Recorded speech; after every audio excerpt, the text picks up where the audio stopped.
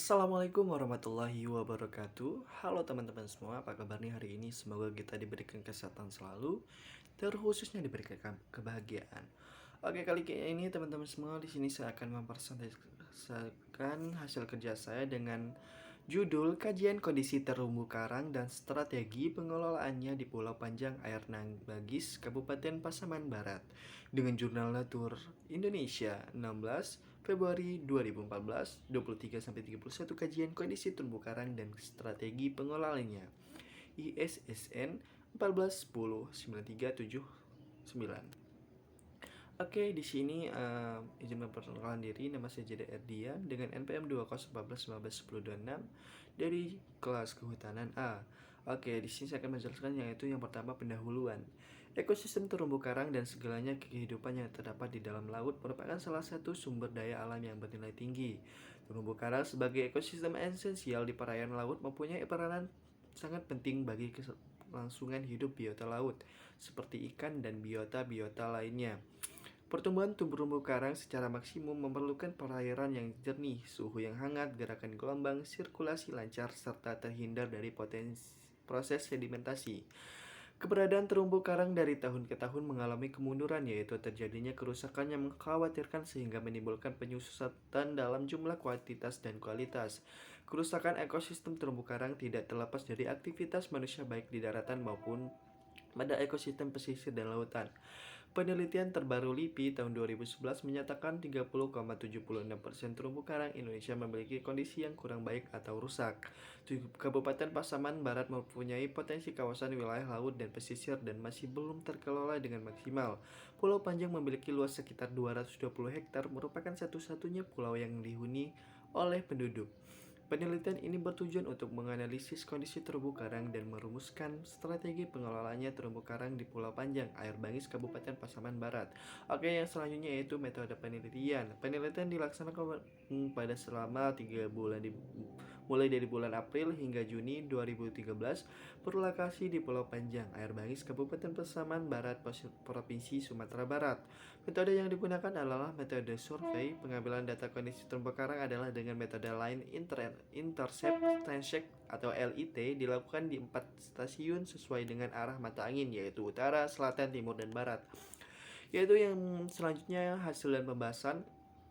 Kualitas perairan Pulau Panjang, pertumbuhan karang dan penyebaran terumbu karang tergantung pada kondisi lingkungannya.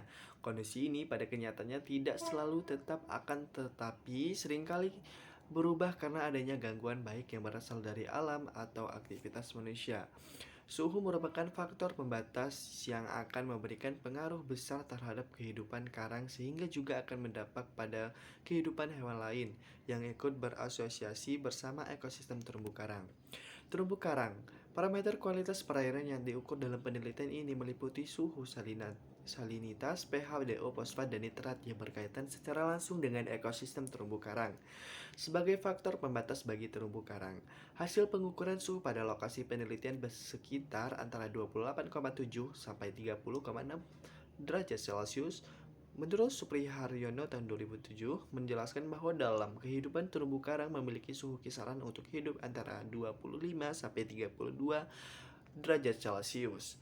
Dikutip dari Well tahun 1954 dan Kinsman tahun 1964 menyatakan suhu yang optimal untuk pertumbuhan karang adalah pada kisaran 16 sampai 36 derajat Celcius.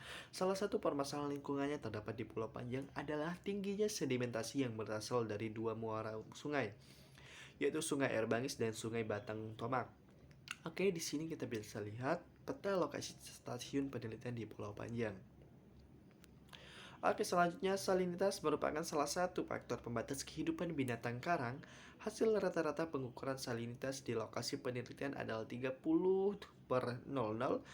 Menurut atau dikutip dari Dahuri tahun 2003 menjelaskan bahwa umumnya terumbu karang tumbuh dengan baik di wilayah dekat pesisir pada salinitas 30-35%. Derajat keasaman pH merupakan ukuran konsentrasi hidrogen dan ion hidroksida dalam lautan.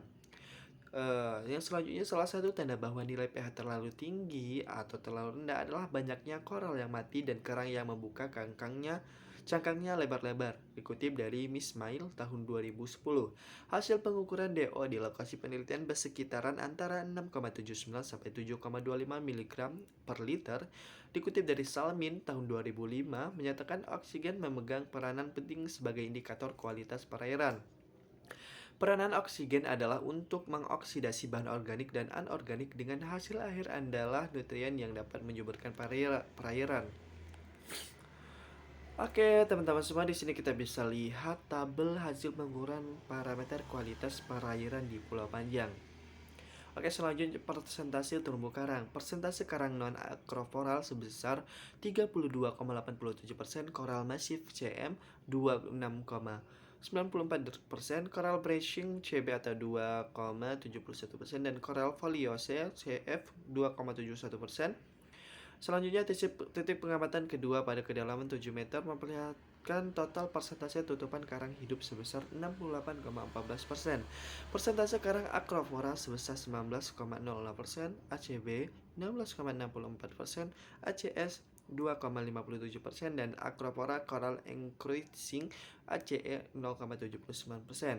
Di sini ada titik pengamatan terumbu karang yang pertama pada stasiun pengamatan 2 atau timur dengan posisi geografis N 00.19421 derajat, E 009.30675 derajat. Titik pengamatan ke-1 pada kedalaman 3 meter memperlihatkan total persentase tutupan karang hidup sebesar 93,29%.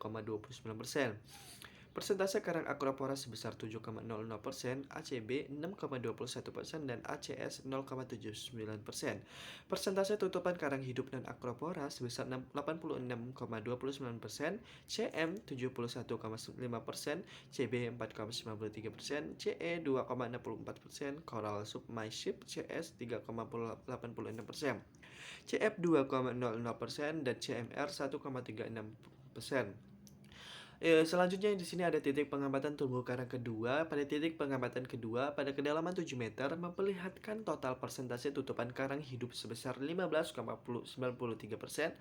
persentase karang akropora sebesar 0,86% atau ACB 0,86%. Persentase tutupan karang hidup masih didominasi oleh karang non akropora sebesar 15,07%, CM 8,71%, CB 5,07%, CE 0,86%, dan CMR 0,43%. Dan tutupan persentase substrate pasir atau sand sebesar 73,14%. Oke, teman-teman semua, di sini kita bisa lihat tabel persentase tutupan karang hidup di Pulau Panjang. Oke, selanjutnya dikutip dari Michelet al. tahun 2009 menemukan pada 7 jenis terumbu karang yang dapat dimanfaatkan oleh ikan Luthjanidae.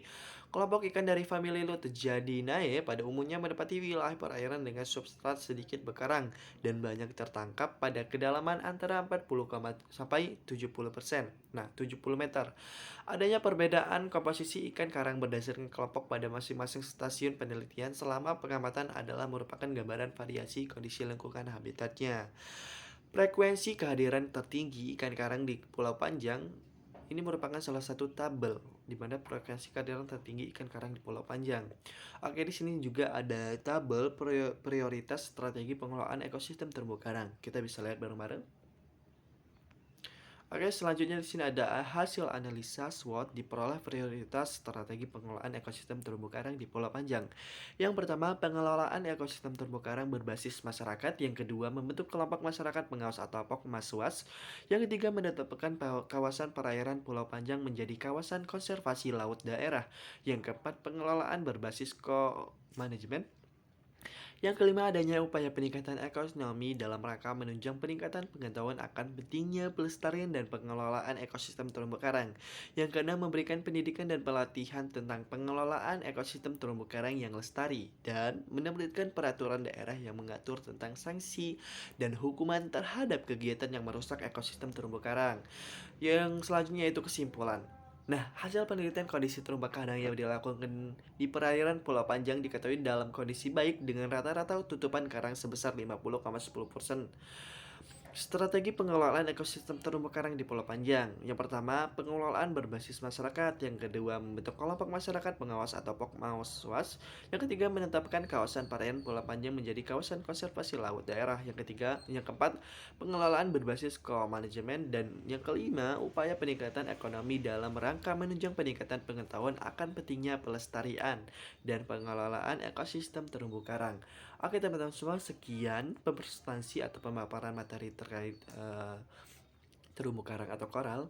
Semoga materi ini bermanfaat bagi kita semua. Sekian dari saya akhiri. Wassalamualaikum warahmatullahi wabarakatuh.